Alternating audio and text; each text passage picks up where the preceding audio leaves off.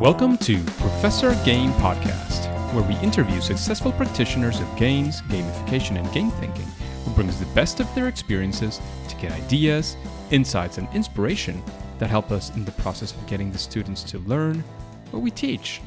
And I'm Rob Alvarez. I teach and work at IE Business School in Madrid, where we create interactive and engaging learning materials. Want to know more? Go to professorgame.com/subscribe, start on our email list, and ask me anything. So engagers, welcome back to another episode with Professor Game Podcast. And today we have Nick. But before we get started, Nick, are you prepared to engage? Batteries to power, turbines to speed. Ready to move out. Let's do this, because Nick Metzler has been designing games since he was 4.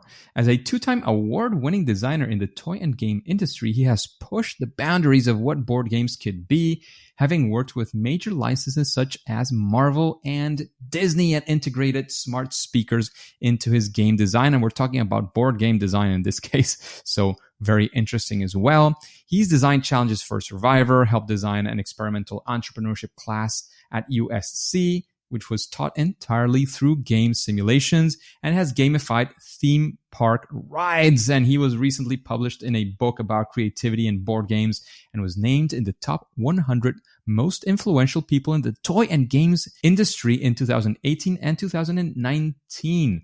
His first game hit the market when he was 17 after winning the Chicago Toy and Game Fair Young Inventors Challenge. That was a mouthful.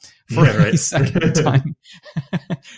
time, and has over 20 games in the market today. And today, as we record this episode, he is only 26, or already 26, however you want to see that, Nick. Is there anything we're missing there? Anything you want to highlight? I'm getting old, man. I'm 35, so I guess you're fine. That's okay.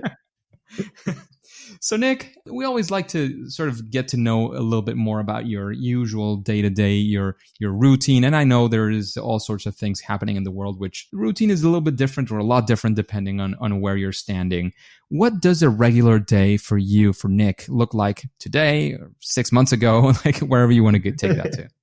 Yeah, it kind of depends on if it's a weekend or a weekday, obviously. On weekdays, I'm working full-time at Spin Master. And Spin Master, for those of you who don't know, it's a massive children's entertainment company. We make Paw Patrol, Hatchimals, and all those. And so as a result, we're a pretty large board game company as well. We've kind of cornered the market on chess sets and poker sets. Any poker set you've ever bought is probably ours. Wow.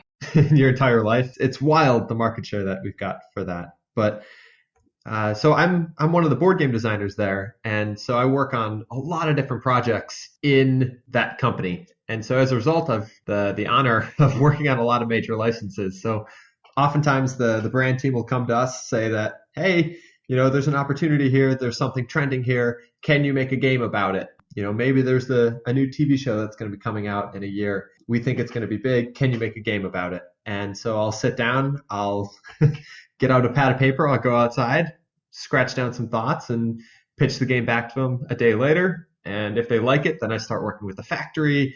Maybe I'll talk to the retailers. I'll pitch the retailers the game, see what they're interested in, make edits, prototype some stuff, play test it, and go back and forth for a couple months, and eventually put the game into market.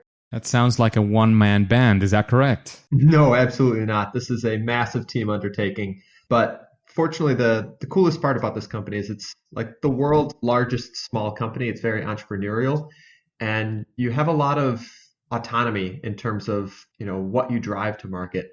So as a designer, you end up touching a lot of different parts of the process. So for example, yesterday I was doing video editing to help sell the product in. But we've got a massive team that all works together in concert to really bring this vision to life. It's just that the designer is often the project manager who touches every point of the project. That sounds fantastic, very exciting, and very hands-on as well, which is very cool, especially for our conversation. And I'm guessing that you have sort of a second life as well. That's what it sounded like. Yeah, I do some stuff on the side, nothing really major. So I view games as a really cool medium that haven't really been tapped in the world today. And I want to push the boundaries of what games can be and what they're used for.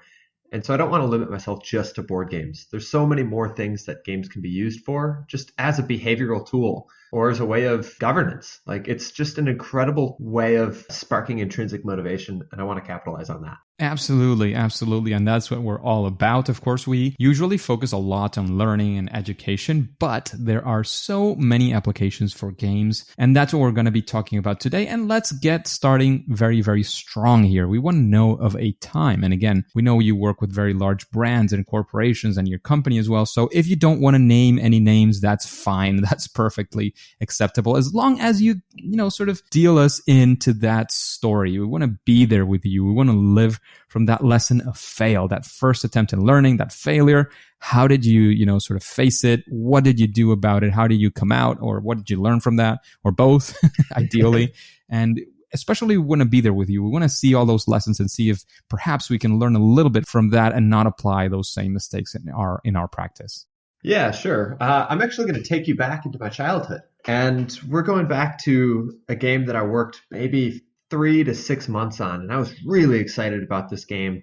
And obviously back then I was making it just for my family. A little bit of a history about my family. My dad isn't a fan of games. He doesn't like games.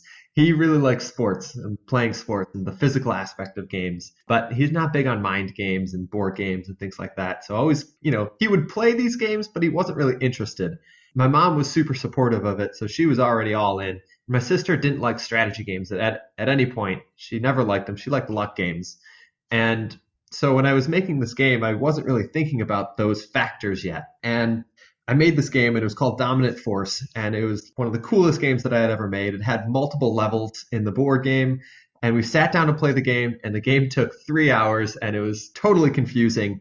And I might have been 13 or 14 at the time or something like that. I thought this was my best game to date. Turns out, definitely not. And at that moment, my family was completely honest with me. And my dad was like, "Nick, this is the worst game you've ever produced. Like, this is not good." And my sister said that she would never play this game again because it just was terrible and it was too long. And even my mom was like, it's a little bit confusing. Like, maybe simplify it a little bit. And from that experience, from those obstacles that I faced, I realized a couple things. That it's extremely important for the other people at the table to be having fun rather than just yourself. And so when you're designing a game, you must design for the other people in the audience. And you must know, who they are, what they like, why they like it, and everything about, what is fun for that other person. I went on kind of a journey of, what is fun, a bit of a philosophical journey. And I realized on this journey that fun is completely subjective. I was trying to make the perfect game, the game that everybody would find fun. But that's impossible because people decide what is fun before they do the thing. And that was a really interesting mindset shift that came to me at the end of this long journey, sparking from this Dominant Force board game. And now I use that same mindset of trying to imagine what do I want the audience to feel while they're experiencing this game, and how can I dial that in the most simple way possible? Because simplicity is really hard. It's easy to be complex, but simplicity is hard. And using that as a framework to determine what is fun for that specific audience. That is fantastic, and it's something that we've talked about from many different angles. It's the importance of understanding who are your players. And I've done some workshops as well when talking to people and explaining what it is that you can or have to do depending on the situation. And of course, it's a hard pill to swallow sometimes. It's saying, well, before you dig into those game mechanics, all that fun that you're expecting, you have to think about the people you're designing for, because this is a design discipline. It's game design, board game design, gamification design, whatever you want to call what you're going to be doing. It is about design. And I would argue that design is always for someone or someone's, if you want to frame it that way as well. It's fundamentally important. And in your case, your audience was very well defined by 3 people: your father, your mother, and your sister. So you were basically designing for a very, very specific set of people. So that is fantastic learning, fantastic lesson. And it keeps on reminding us, and I can't say this enough, of how important it is for us to know who we are creating this for. Especially, I mean, you create a lot of entertainment games as well, and there you're sort of designing for who you want maybe your audience to be, kind of in a way. Like you're thinking, oh, the people who enjoy this would be these kinds of people. And you have a little bit of freer hand than when you're saying, well, these are my students, for example, or these are my employees and I have to design for them. So you know exactly, well, you know who they are. How they behave is a completely different thing. But I do think that the lesson, goes through every single border. So thank you very much for that story. And let's actually turn it around, Nick. I don't know if you want to talk about one of your big successes as well and tell us, the story, how you got to that. And of course, we'd like to know 1, 2, maybe 3 things that you would attribute part of that success to. And what would you say is like one of those big bangs that you got out of that? Yeah, sure. So I guess changing the topic over to serious games and focusing on a game that impacted the audience that was locked already. So when I was in college, I started an entrepreneurship fraternity. It was a co-ed professional entrepreneurship fraternity. And we were pulling together the most diverse organization ever made on campus. And this is still the most diverse organization ever on campus. But we had students from 32 different countries. We spoke collectively like 25 different languages. We spanned every single college on campus. And we were kind of the movers and shakers, the passionate people, the drivers, and we were called Sigma Eta Pi. My senior year, I was the president of that organization, and our involvement rate was extremely low. Like no one was coming to the events and things like that. And we did a deep dive on it and found out the reason was everybody was pursuing their own projects. Everybody was extremely busy. And I guess that's a byproduct of getting the most amazing people on campus because everybody's doing stuff. No one had free time. And so as a result, nobody was going to the events that we were setting up. But the coolest part about the organization was when we all got in a room and just talked and we shared ideas and synthesized new perspectives based on all the crosses of our disciplines. So we knew because I was a president, it was my job to figure out how to maintain the culture of the organization, make sure that that culture remained, even though everybody was busy. And one of the ways that we found out that we were able to do it is I implemented a game structure and made sure that the incentives were aligned correctly to create the result of everybody being in the room at the same time, multiple times, during the semester. And the easiest way that we did it was we created something called the initiative program. And you were required to be in at least one initiative during each semester. And if you weren't part of that initiative, or if you weren't part of an initiative for 72 hours, then you were just out of the fraternity completely. And so that kind of like harshness allowed everybody to, jump into an initiative. But what was really interesting about this program is how the initiatives were run. You could make up an initiative as long as you had 2 other people that wanted to do that same thing. So if you had a topic that you really cared about that didn't exist in the organization, we gave you the autonomy to run for it and to really do it as long as it had some impact in the fraternity itself. And in addition, we made every single initiative completely autonomous. So they were self-run, self-elected, and they could create their own, direction. But the internal VP was in charge of making sure that the leaders of the initiatives each submitted their goals, on time and made sure that they were actually following some sort of process. And we went from a 9% involvement rate to a 98% involvement rate over the course of one semester. And that seismic shift just really defined where Sigma Eta Pi was going to go for the next several years. And so I'm pretty proud of how the game structure worked really well because I set up incentives in such a way and I set up the rules in such a way that it became a thriving ecosystem. And it goes back to, that behavior aspect that I was talking about before. Are you able to set up the game to create, the fun aspect? Can you create an environment where fun is continually happening? And everybody loved it. Everybody had a blast. And the people that weren't interested in doing the initiatives, well, they dropped out. And it was only like 8%. So it wasn't a huge number. It's actually a very good number, very good results as well. And there you touch upon many, many important things. And one of them is that people had a lot of fun, but then also you had, it was achieving a certain objective that you went for. You achieved it, and that's where you called it a success. It's not just because everybody, sort of raised their glass and said, cheers, this is great, this looks great. You actually are measuring it on the right things, and the right things are precisely the objectives that you set forth. And I think it's fundamental. I think it's a key lesson. Is there anything else you'd like to highlight from that experience?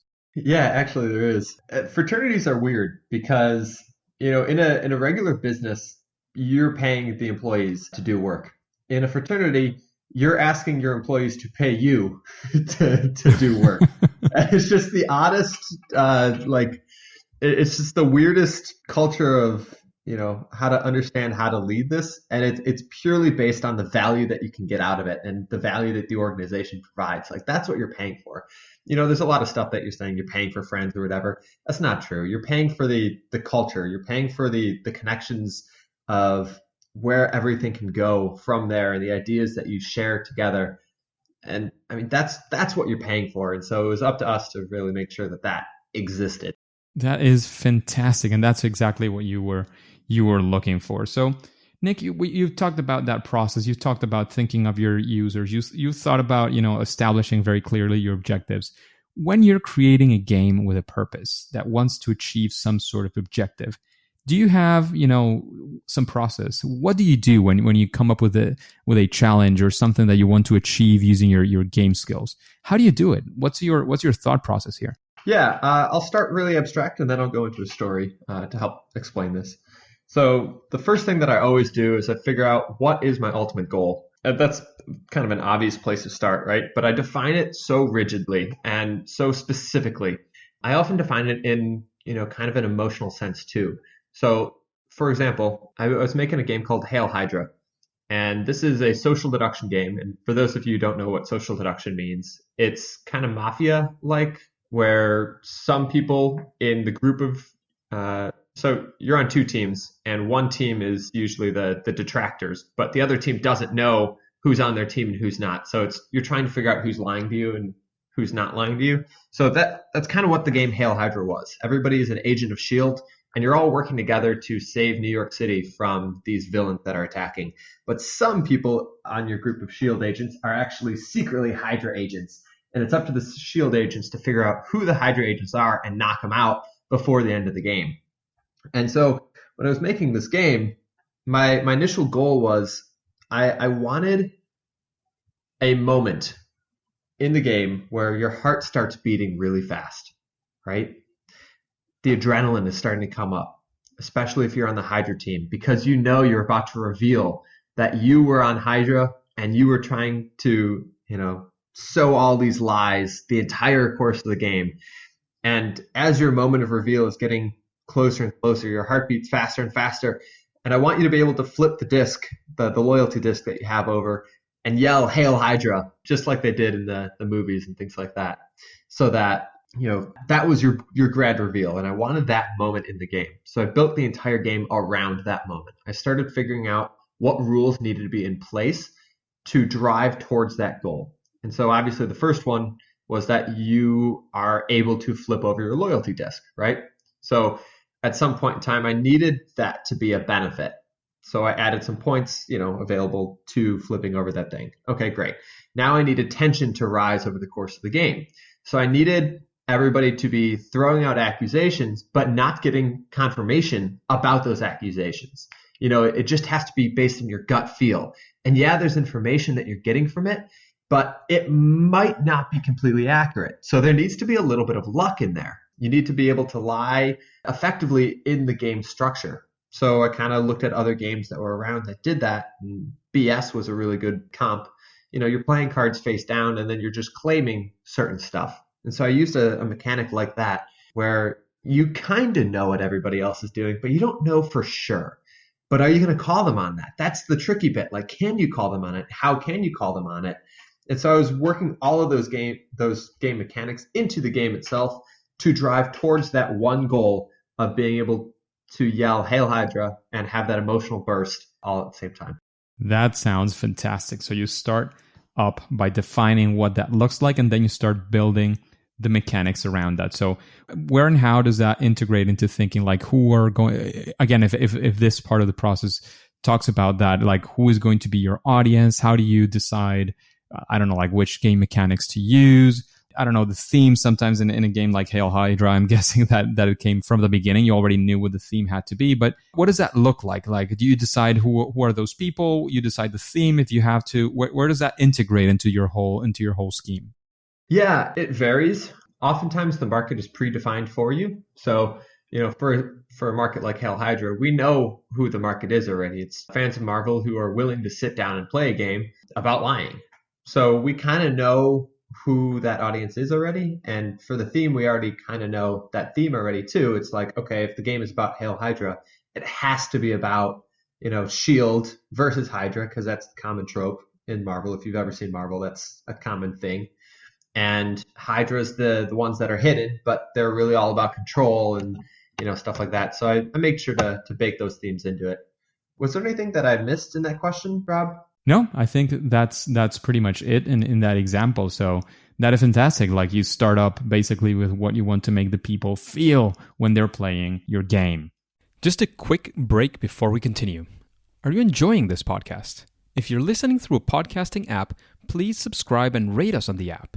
This will be of great help to reach more engagers so we can change the world together through gamification. So Nick, when you're creating games, when you're creating games for especially when they're games with a purpose, with some sort of purpose beyond entertainment, is there a best practice, something that you would say, well, if you consider this, you'll probably get a better result or a faster result, whatever you want to go for? What would that look like if I asked you for a best practice? So my background's in psychology, and when I was learning psychology, I became obsessed with almost having games act like a laboratory, where you put a game in front of people and you see how people behave during that game structure. And then it's really interesting because you can change one rule and it completely changes the behavior of all the participants. And if you can get that consistently, if you can get a consistent behavior out of people, then you've really pared the game down to its base form. However, some people might not want that. Maybe you want people acting very differently, so you want more of a sandbox game. I think it's important to define what you're trying to get out of the game first, and this is kind of where gamification comes in. Gamification is really focused on motivation of the players. And if you understand what the intrinsic motivations of each player is, then you can build the game to support those motivations, as well as driving towards the business goal or objective or whatever you can do. Think of it like a Venn diagram. You've got your business goals on one circle and you've got the player's motivations on the other circle. Gamification is finding that intersection. And that's kind of what it's about.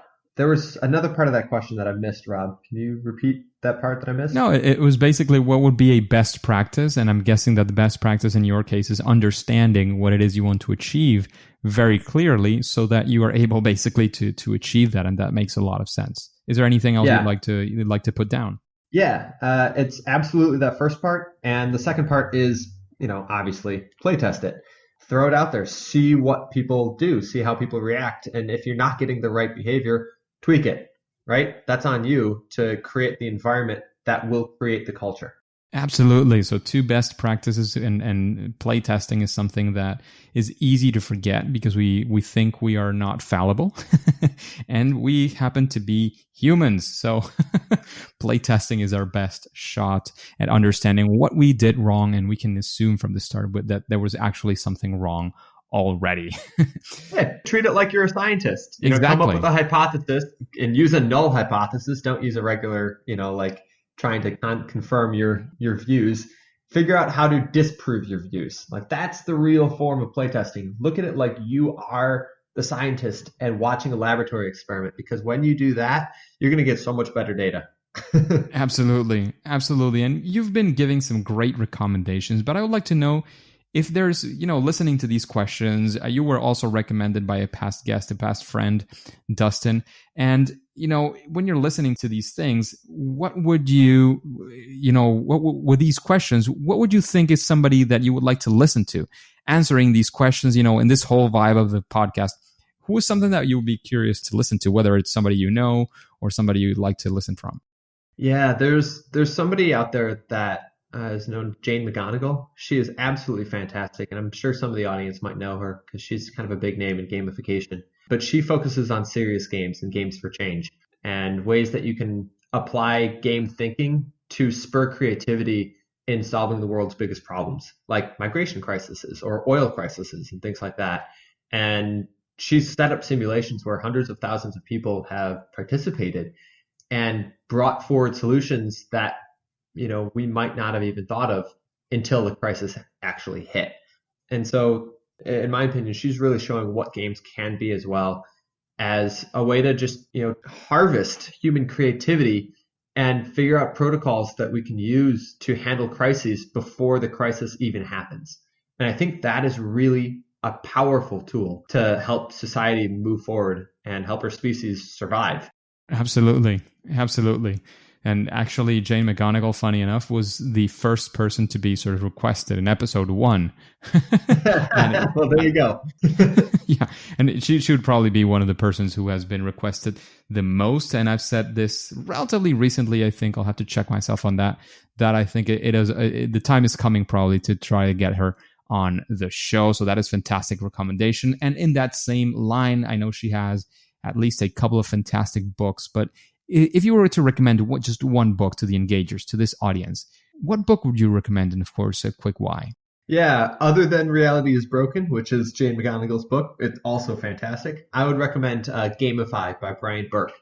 And the reason I'd recommend Gamify is Brian really breaks down everything that you need to do in order to create a gamified solution for whatever you need. It's kind of like a really small textbook for how to make anything gamified. And it's a really excellent, concise book. And so if you're looking for that how-to path that you can reference all the time, he's got it. And there's 4 pillars to a game, in his book. And I resonate with this a lot. Like, I think he defined it really well. Actually, this might have been in Jane's book. I don't know. It's in one of the two. There's four pillars to a game. The first one is a clear goal, a clear objective. The second one is a clear rule set that defines the boundaries of the play space. Third one is a feedback system. The more rapid, the better, because when you get feedback, that means you can improve, and that pushes you up that skill curve faster. So if you're looking to, improve students' test scores, give them faster feedback, and then they'll know how to improve the things that they need to work on. That's why one-on-one tutoring works so much better, because you're getting that instant feedback, right? It's obvious, but the more instant the feedback, the faster your learning curve.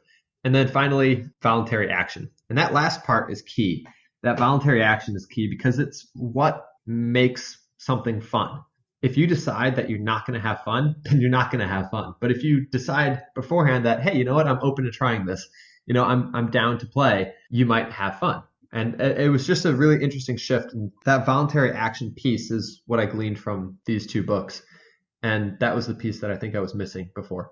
Absolutely. The voluntariness of games and how they are voluntary. There are caveats to this, of course, because sometimes what you have to create is something that is semi or completely mandatory for example, for employees or for students. And you have to find ways of allowing a lot of choice in that. That is, I think, is a good, I would argue, is a very good translation in many situations. And both books are absolutely fantastic. And finalizing on this recommendation spree, so to say, what would you say is your favorite game? And you can cheat here and talk about one of yours, but ideally, of course, it would be another game authored by somebody else. Yeah, really, really quick before I jump into that, I wanted to touch one more last piece on the voluntary action bit. Absolutely. Going back to my example about Sigma Eta Pi in college, the voluntary action there was choosing which initiative you wanted to be a part of. And if you didn't have one that you could find, you could make one up yourself. That's the voluntary action. That's what made it fun. Yeah, it was required in order to stay inside the organization, but you weren't forced to stay inside the organization. So all of that was built down to choices. And we made those choices prevalent. And we told you about those choices, and we made you feel that you had autonomy. And so I think that was the key to it right there. But going down to the favorite game, my favorite game of all time is Survivor, hands down. There's no doubt in my mind. It's the greatest game of all time. It's a long-term game. It uses relationships. It involves emotions. Sometimes it's even a spiritual journey for people. It changes people's lives. It's high stakes. It's on an island. It's so cool. The challenges that you're doing is intense. You're mentally deprived, sleep deprived, socially deprived, physically deprived. Like, there's so many factors that are all coming together all at the same time. It just makes the ultimate game, in my opinion. That is a fantastic game as well. So heads up for that recommendation. If you haven't seen it, it is absolutely fantastic. And what would you say? Oh, and it's gotten a lot better too. It's gotten a lot better too. Like the game has so evolved. The seasons nowadays are so different from when they started, but it's engaging. There's so much cool stuff going on. They just filmed Winners at War, whereas an all winners season, and the level of strategy that these players were playing at is just unparalleled. So Absolutely. I highly In recommend fact, it. I'm going to say something. I'm not sure if I've talked about this before. When I was a teenager, I was probably somewhere around 15. There was a sort of a spin-off. I'm not sure if on the same brand of Survivor, but for teenagers. So, of course, it was not exactly the same. We were not entirely on our own. We were on teams as well. There were all sorts of games. The elimination was not exactly elimination, but I had that experience myself, of course, within different limitations. And right before the night before I went there, we had a very special dinner with my family, and we met the people who went to the equivalent of Survivor back home. Where I'm from Venezuela, and they were there, like the finalists of the Survivor Challenge in Venezuela were having dinner in the same place. So I approached them and got some advice. I'm not sure how useful that was at that time for me, but it was very, very exciting. I really enjoyed that show, and I really enjoyed the whole dynamic of the whole thing. Was that called Endurance? It was called Hasta Limita in Spanish, so up to your limits or something like that. Ah, gotcha. Yeah, it was a spin-off. It was the IP was sort of the whatever TV channel that was on. I can't remember right now. If I give it a little thought, I'll probably remember. But it was, and we were. I mean, the show, it had several seasons. Well, it was not exactly seasons. It was like two teams competing for, like, I don't know. We were there for like 9 or 10 days, and then other teams were competing, and then we went to the finals, and we had a final. But that was for, like, I don't know, like 6 months or something. And we were taking audience from one of the main national TV shows at that hour as well. So I can say we were pretty proud of that as well. Epic. So in this, we've kind of finished those recommendations, but now talking a little bit more about yourself once again. What would you say is your superpower, your sweet spot, that thing that you do great, that you do better at least than most people when creating these games with a purpose? Yeah, the thing I think I do extremely well is social dynamics. And this is the interplay between the players. In a game like Hail Hydra, where people are lying to each other, you can come up with endless strategies of how you want to approach this. And as a game designer, you need to make sure that no one strategy is the best. Because if somebody figures out the best strategy, then they'll put it on Reddit, and then everybody will know the best strategy, and then the game is broken. So as a game designer, I need to continually be thinking about, like, okay, what are all the possible ways that I could approach this problem? And I got to make sure that all possible ways aren't a hack, right? And so you get some really interesting dynamics when you start thinking of several people in a group all lying to each other. How do you convey correct information, right? Like that's a really interesting problem. So I think I got a lot of experience from that project and other social deduction games that I've worked on, and Survivor, and designing for cultures and designing for, a lot of stuff. So I think I figured out how social dynamics works, especially in board games and in games in general, in a game environment. And then I use that to really bring out emotions and behaviors that I'm looking for.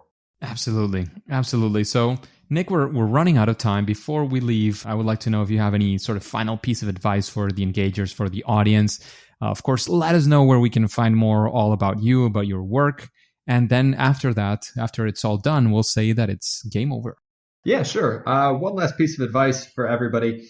The games are almost never original. Game mechanics are almost never original. So if you're looking to expand your toolbox of a game designer, play more games.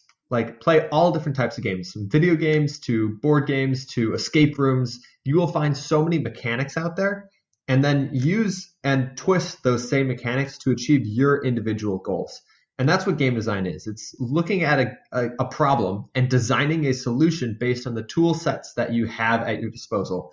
And the more tools you know how to use, the more mechanics you're aware of, the better and more efficient your games will run. And yeah, I'd say that's the biggest piece of advice, is play more games.